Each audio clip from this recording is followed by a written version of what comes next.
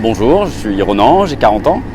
Je suis sur le bateau, ce qu'on appelle le boat captain ou le directeur technique, enfin il y a plusieurs titres. Je fais le lien entre le bateau et le skipper. Je m'assure que le bateau correspond aux attentes du skipper et aux attentes du projet aussi bien sûr.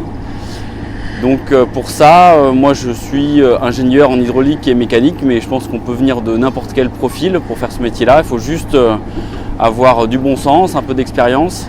Si je compare avec le métier que je faisais avant, entre ce métier où j'ai associé complètement passion et responsabilité et mon rôle à bord, avec le métier que je faisais avant qui était consultant dans les systèmes d'information, où c'était les enjeux, les sujets étaient techniquement, en tout cas intellectuellement plus difficiles. Mais au final, je fais prendre plus de plaisir moi à venir travailler sur le bateau les jours où il pleut que de me retrouver dans un bureau au sein d'entreprises assez prestigieuses où pourtant la finalité de mon travail me correspondait moins. Donc je ne pense pas que c'est un métier qui correspond à tout le monde, c'est juste que l'idée qu'il faut en retenir, c'est essayer d'associer une envie et son métier, et après les sacrifices que l'un suppose est comblé par le plaisir que l'autre apporte. Donc je pense que c'est juste le petit conseil que je peux donner de mon expérience.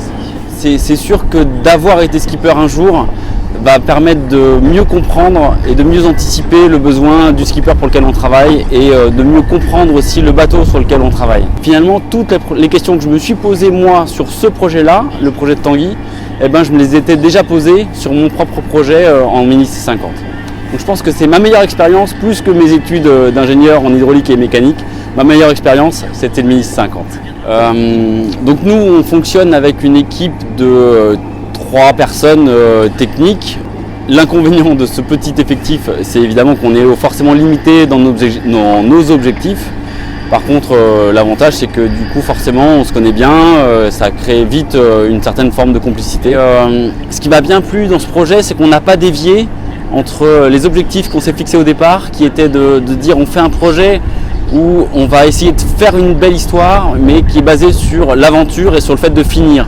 Et Tanguy, malgré l'environnement extérieur où on vit au sein d'autres projets qui eux ont des objectifs de performance, qui donc arrivent avec des idées d'évolution de bateau, qui vont même nous conseiller de changer tel ou tel point de détail sur le bateau ou tel ou point technique sur le bateau.